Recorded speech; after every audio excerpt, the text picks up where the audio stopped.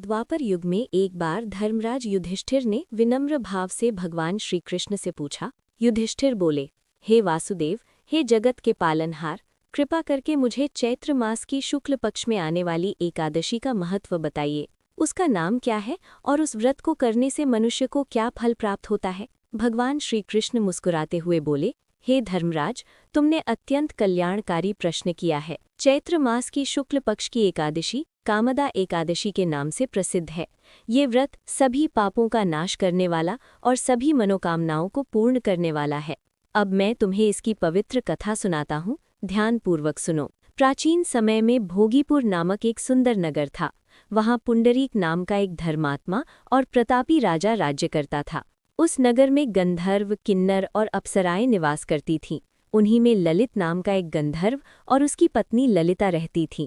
दोनों एक दूसरे से अत्यंत प्रेम करते थे। एक दिन राजा पुंडरीक की सभा में नृत्य और संगीत का आयोजन हुआ। ललित गंधर्व को गान प्रस्तुत करना था, लेकिन उस दिन उसका मन अपनी पत्नी ललिता के प्रेम में डूबा हुआ था। वह गाते समय बार बार उसका स्मरण करने लगा, जिससे उसका स्वर और ताल बिगड़ गया। सभा में उपस्थित एक सर्प ने राजा से शिकायत की, महाराज, ललित ने राजसभा में अपमान किया है, इसका मन यहाँ नहीं है। राजा पुंडरीक को ये सुनकर क्रोध आ गया। उन्होंने तुरंत ललित को श्राप दे दिया, हे गंधर्व, तुम अपने कर्तव्य में असफल हुए हो, अतः तुम राक्षस योनि में गिरो। राजा के श्राप से ललित तुरंत एक भयानक राक्षस बन गया। उसका शरीर विकराल और डरावना हो गया। वह जंगलों में भटकने लगा। जब ललिता को ये समाचार मिला तो वह अत्यंत दुखी हुई। वह अपने पति के साथ जंगल में रहने लगी। वह दिन रात ईश्वर से प्रार्थना करती और अपने पति के उद्धार का उपाय सोचती। एक दिन जंगल में घूमते हुए ललिता की भेंट श्रृंगी ऋषि से हुई।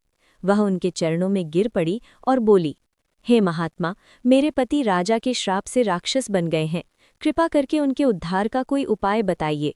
श्रृंगी ऋषि ने ध्यान लगाकर कहा, हे सती, चैत्र शुक्ल पक्ष की कामदा एकादशी का व्रत अत्यंत पुण्यदायक है। यदि तुम श्रद्धा और नियम पूर्वक ये व्रत करो और उसका पुण्य अपने पति को अर्पित कर दो तो तुम्हारे पति का उद्धार हो जाएगा। ललिता ने ऋषि के वचन को सत्य मानकर कामदा एकादशी का विधि पूर्वक व्रत किया।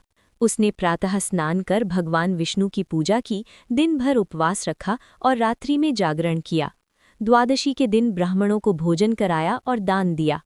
फिर उसने हाथ जोड़कर भगवान से प्रार्थना की, हे नारायण, यदि मैंने श्रद्धा और नियम पूर्वक व्रत किया है तो इसका समस्त पुण्य मेरे पति को प्राप्त हो और वे श्राप से मुक्त हों। जैसे ही उसने ये प्रार्थना की, उसके पति का राक्षसी रूप समाप्त हो गया और वह पुनः सुंदर गंधर्व रूप में प्रकट हो गया। देवताओं ने आकाश से पुष्प वर्षा की। कथा समाप्त कर भगवान श्री कृष्ण ने कहा, हे युधिष्ठिर, देखो कामदा एकादशी का व्रत कितना प्रभावशाली है।